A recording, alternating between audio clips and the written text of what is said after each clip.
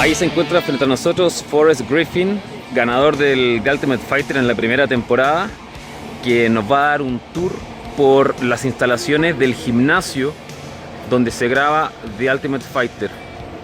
Así que muchachos, esto sí que es un privilegio, ¿eh? Me colé.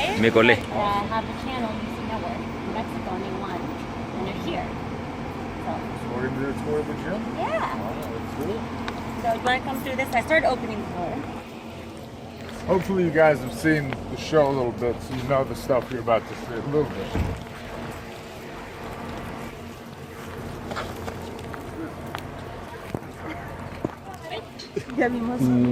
Me encuentro con algunas personas que ganaron un concurso a través del UFC Network.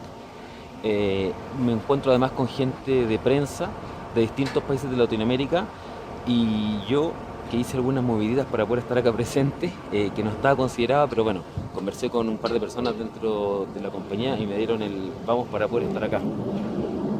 En este tour que nos va a dar Forrest Griffin por las instalaciones del gimnasio donde se graba el The Ultimate Fighter. Se han grabado Latinoamérica y los otros también, así que es un privilegio poder estar acá, muchachos. Y todo esto para InstintoMMA. Acá están los campeones del UFC, Joanna, Mighty Mouse, ex campeona Holly Holm, 2 años, bueno, McGregor, Cruz, Robbie Lawler, Luke Rockhold, Daniel Cormier y Fabricio Verdum.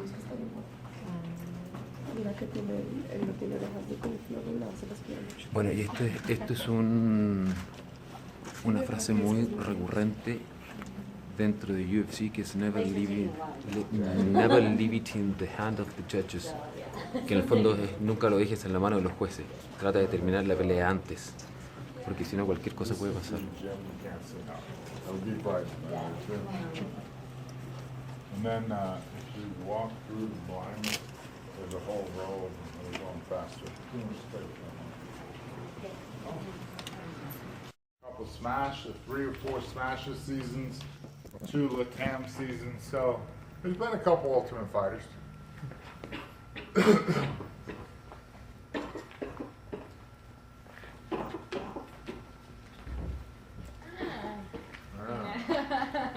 Hey, watch yourself. There's the sauna right there through that glass door. It gets a lot of use. I'll make you guys go in there. I was going to say they've been eating so much in Vegas. Wow. You guys need a sweat, do you? Wait. One.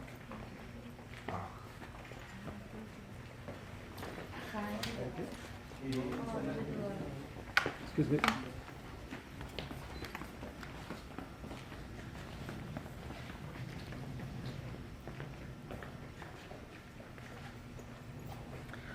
Un sauna con una bicicleta adentro para lograr el corte de peso, cuando es tan complicado.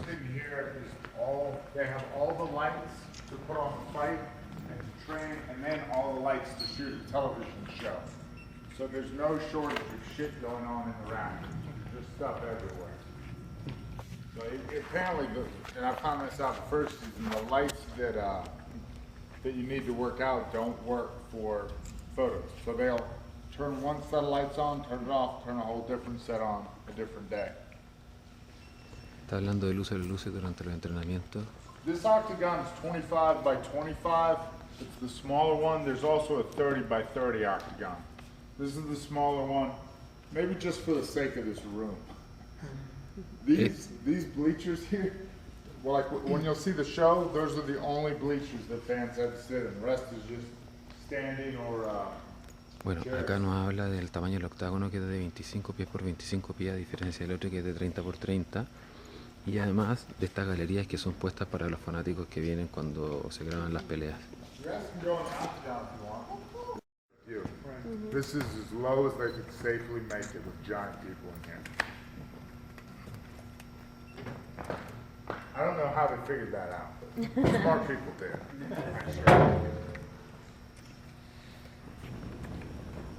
when they shoot the show, they actually, during every practice, they have EMTs on set.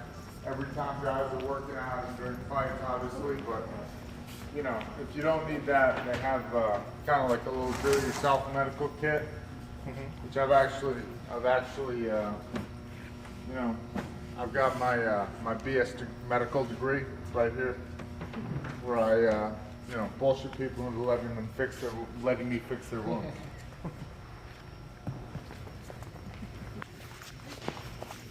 So this is pretty much everything they need. Acá está, bueno, la sala de equipo, la sala de trabajo cardiovascular, un poco de pesas. Acá hay otras trotadoras más.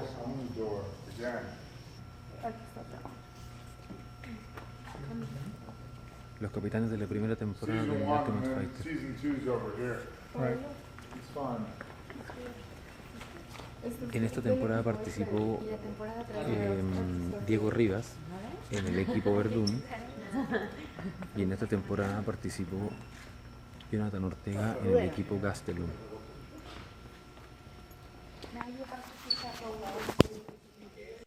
In there, basically hose water, old school ice baths right here.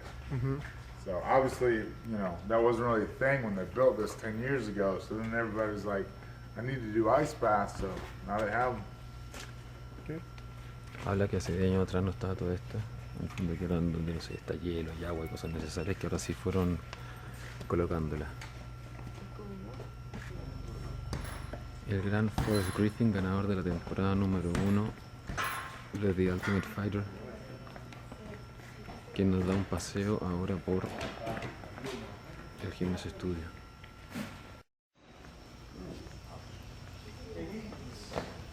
This is, I really don't understand. Like this is, what's your, I don't know. That's new. Yeah, That's new. I mean, I don't know what to do with it. It's new. It's since I retired. Le pregunto si es nuevo esa máquina y me Kids dice today, they have the cool new stuff. que sí, bueno, que él está retirado, que para él es nuevo. Y esto, bueno, son... You guys know why they have all those little like pink weights? No? It's just, you see guys, you know, shadow box with the weight, just kind of helps you keep your hands up, shoulder strength. Ok, y está hablando que son esas Nobody's mancuernas in here like throwing. que no son para hacer ejercicio, sino para hacer sombra y que en el fondo sirve para Yeah, I don't know why they had to be para pink and purple. mantener la guardia arriba y fortalecer los Lifting that hombros. much weight, they don't want you to feel good about yourself.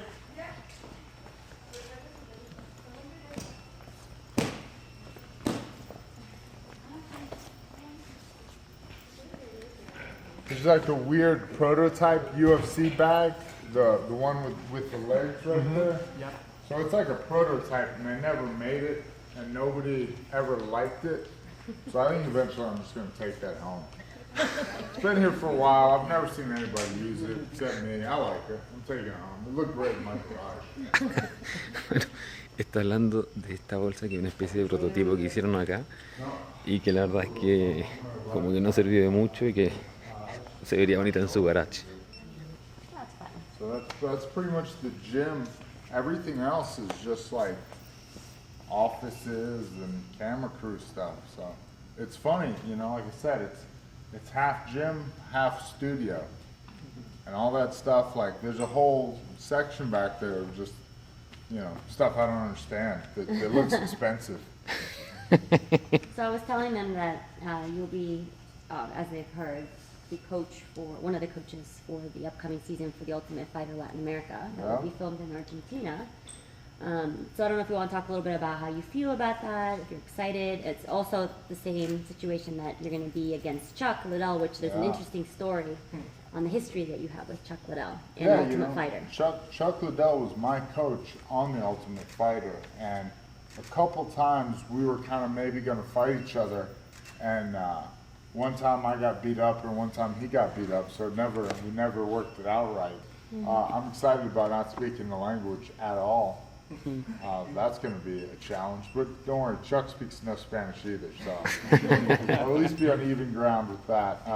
Just since I found out I was going to do this, it's only been maybe 3 weeks, I had to start going back in the gym and running some practices and, you know, picking up the tricks. The new kids, you know, the speed of the sport is changing, you know. It's getting better and better. Guys are looking at the stuff on YouTube from the last fight and then doing it. And then if you think about when I used to fight, there were 12 fights a year. Now there's 42 to 44 fights a year. So, you know, that's just the evolution of the sport has really taken off. And, you know, I haven't kept up with that on the training side the last 2 years. So I'm trying to see if I can't sharpen up my coaching skills. So something interesting is both Chuck and Forrest work now for the UFC. So I don't know if you want to talk to them a little bit about your role and Chuck's role in the organization, going from fighters to now working. Yeah, so Chuck is one of the vice presidents, and he's actually kind of the brand ambassador, and you know, he does some, you know, he does obviously a lot of promotional stuff, promo. Actually has like a master's degree in economics, but I don't think they let him mess with the numbers. But I do athlete health and development, or athlete development, and the biggest part of my job right now is we're building the Athlete Health and Performance Center, which is going to be, you know, a 30,000 square plus foot facility with, you know, the latest and greatest in rehab, physical therapy, medical, doctors on site coming in, you know, ice baths, the latest and greatest in nutrition, rehabilitation, recovery, and with training, strength and conditioning. So part of my job the last year has been to go around to other facilities in other countries. Like we went to the Man City Soccer Club, you know, and just to look at other sports facilities for other, you know, other teams. Like every team, every soccer team has their facility where their guys train, sleep, and live, and do their mini camps or their preseason camps or whatever sport. So we've gotten to go around and see all kinds of stuff and just take the best from it. So I'm excited. It's going to be pretty interesting and expensive. So let's make sure it works, because it's going to cost a lot of money. And you know, these guys want it. If they don't want it, I don't believe in external motivation. Like, you know, this is your dream. You know how bad you want this. If you don't, I mean, if I have to motivate you, you've already lost. Like when a guy starts thinking, gosh, I'm really tired, it's too late. It's already crossed. I shouldn't have to motivate them. You know, if anything, I want to keep it lighthearted, positive, and, you know, just keep them feeling like they're progressing, like they're making a little bit of progress. Win or lose, you're getting better at the sport you love. I don't believe in that external motivation. If you need that, you know, you should have to do something else. Hello, Instinto MMA. Forrest Griffin here, coach of season 3 of the TUF Latinoamérica. Please check us out. Thank you. Hola amigos de Instinto MMA, soy Gonzalo Egas y me estoy despidiendo de la ciudad de Las Vegas. Vivimos una semana realmente excitante cubriendo el UFC 197. Estuvimos en los entrenamientos abiertos, estuvimos en el día de prensa, estuvimos en el pesaje, estuvimos además en algunos pasillos técnicos por ahí escabullándonos para tener alguna nota, algún saludo de algún peleador, y también estuvimos revisando y revisitando por mi parte el Gimnasio estudio donde se graba The Ultimate Fighter, donde fuimos recibidos en un tour por Forrest Griffin. Quiero hacer una especial mención a Mr. Big, así es, porque Mr. Big creyó en este proyecto, estuvo con nosotros desde el principio, y quiero agradecerles a ellos, porque sin Mr. Big esto no hubiera sido posible. Mr. Big, cuando me faltó un poco de energía, ella fue la encargada de dármela, porque Mr. Big te da la energía necesaria cuando necesitas recargarte.